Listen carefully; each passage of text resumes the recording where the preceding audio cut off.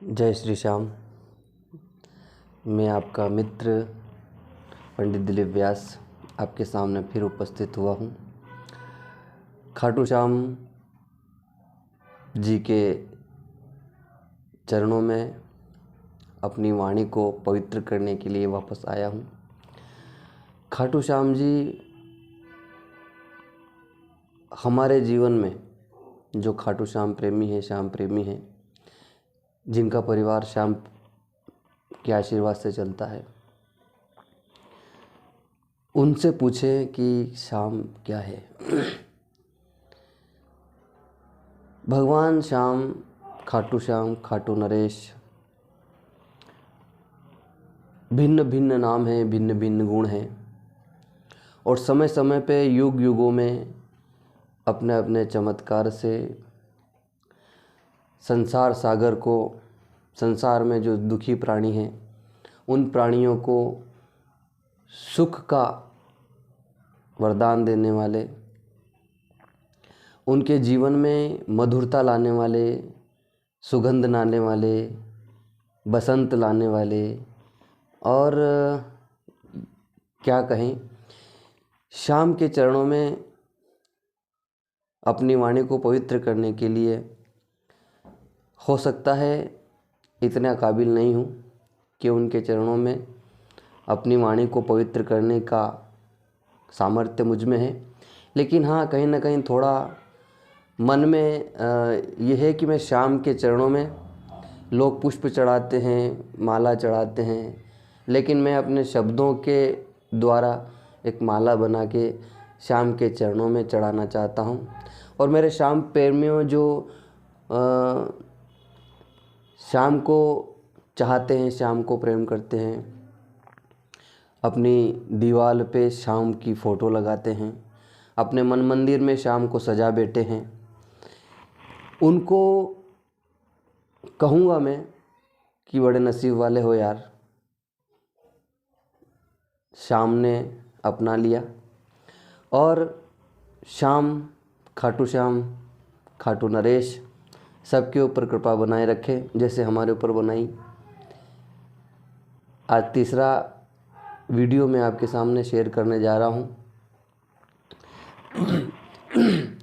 श्याम नाम एक ऐसा नाम है जो मिश्री खोल देता है जीवा पे। और भक्तों, श्रद्धालुओं, मेरे प्यारे मित्रों, श्याम मित्रों, आज मैं एक बात कहना चाहूँगा कि जीवन में कितने भी दुख आए, श्याम के नाम को मत छोड़ना। वैसे तो दुख आएगा नहीं, क्योंकि जब श्याम के चरणों में अपने आप को समर्पित कर देता है व्यक्ति, तो दुख आने का सवाल नहीं उठता। लेकिन हाँ, कहीं ना कहीं प्रारब्धवश अगर हमारे जीवन में कुछ आता है तो श्याम के चरणों में समर्पित कर दो और फिर अपने नैया को उसके भरोसे छोड़ दो।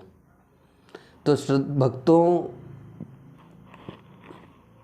मैं आप यही कहना चाहूँगा आज कि उस दिन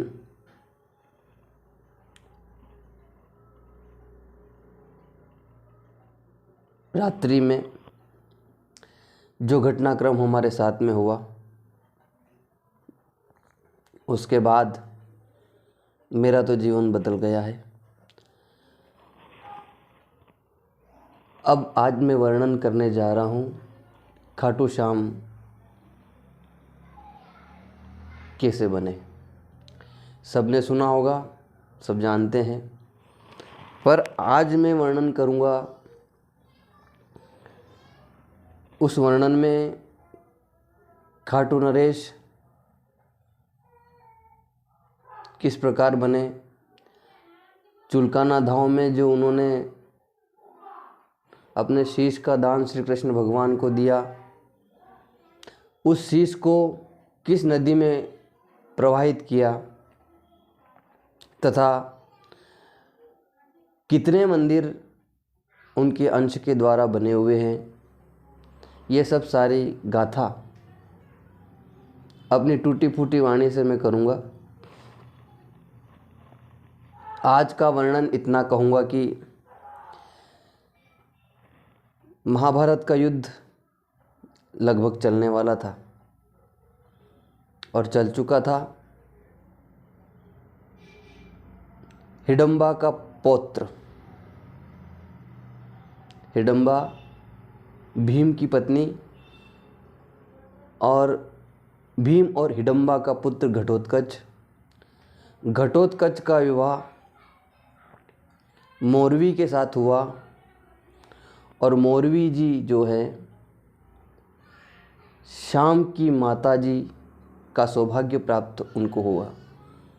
परमादरणीय मौरवी देवी के कोख से बर्बरिक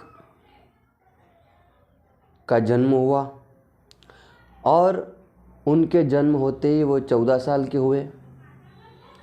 14 साल के हो गए, शंकर भगवान से प्रार्थना करी, विनती करी, उनकी पूजा करी, तपस्या करी। 3 बाण उनको मिले, माँ दुर्गा की पूजा करी, आराधना करी। तीनों बाणों में इतनी शक्ति प्राप्त थी कि वो त्रिलोकी को नष्ट कर सकते थे। बात यहाँ आती है वचन की। ये जो सब ख्याल जो है, सारा खेल जो है ना, ये सब वचन का है। किन्ने क्या वचन दिया है, किस वचन से क्या हुआ है। रामचरितमानस में रघुकुल रीत सदा चली आई, प्राण जाए पर वचन नहीं जाए। तो वचन के लिए अच्छे अच्छे राजाओं ने अपने तख्त ताज भेंट कर दिए। जैसे हरिश्चंद्र ने केवल स्वप्न में ही महर्षि को वचन दे दिया था पूरे राज का दान का, तो उन्होंने स्वप्न की बात सुबह कही और अपना राजपाट ऋषिवर के चरणों में छोड़ के वन को चले गए। ऐसे कई उदाहरण हमारे शास्त्रों में वर्णन है, हमारे सनातन धर्म में वर्णन है कि जिन्होंने धर्म के मार्ग को प्रशस्त करते हुए, धर्म के मार्ग पे चलते हुए अपने आप को उनके उसूलों के साथ, उनके सिद्धांतों के साथ सोने का रूप लेके, सोने जैसा निखर के अमर हो गए, लेकिन वचन नहीं तोड़ा। इसी वचन के साथ बर्बरिक जी श्याम जी बने, क्योंकि इंसानी शरीर, मानव शरीर बड़े भाग्य से मिलता है।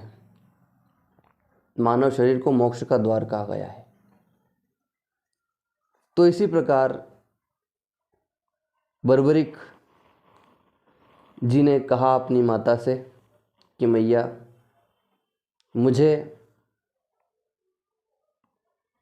युद्ध में भाग लेना है।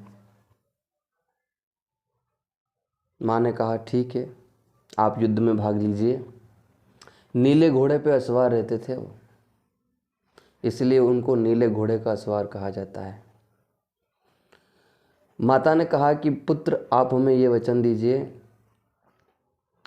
कि जिस तरफ हार हो उस तरफ तुम्हें लड़ना है।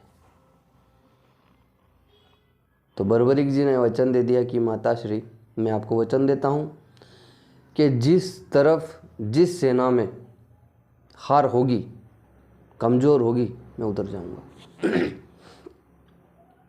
ये बात कौरव सेना को पता थी। अब ये बात कौरव सेना को पता थी। उनके जो सेनापति थे दुर्योधन, जो संचालन कर रहे थे युद्ध का, उनको पता थी। तो उन्होंने अक्षौहिणी सेना को नहीं उतारा और अपनी सेना को उनके सामने कमज़ोर साबित होने दिया, ताकि वो युद्ध पहले कौरव की तरफ से लड़ ले। अब श्री कृष्ण भगवान को ये पता चला कि बर्बरिक ने ये वचन दिया है कि मैं हारे का सहारा बनूंगा, जिधर हार होगी उधर से लड़ूंगा। तो बर्बरिक महाराज के सामने उपस्थित हुए एक ब्राह्मण वेश बनाकर और पूछा कि बर्बरीक कहाँ जा रहे हो। बर्बरीक ने कहा कि महाराज पंडित जी, आप मेरा नाम जानते हो तो मेरे उद्देश्य को भी जानते होंगे। तो उन्होंने उद्देश्य की बात बोली कि मैं महाभारत के युद्ध में लड़ने के लिए जा रहा हूँ। श्री कृष्ण भगवान ने कहा बर्बरीक से कि तुम्हारे पास क्या शक्ति है जो तू लड़ने के लिए जाते हो। बर्बरीक ने कहा कि पंडित जी, विप्रवर, आप मेरी उम्र पे न जाएं। मेरे पास 3 ऐसे बाण हैं जिससे मैं त्रिलोकी को नष्ट कर सकता हूँ। और इसी आधार पे श्री कृष्ण भगवान ने उनकी परीक्षा ली। परीक्षा का वृत्तांत अगले वीडियो में। जय श्री श्याम।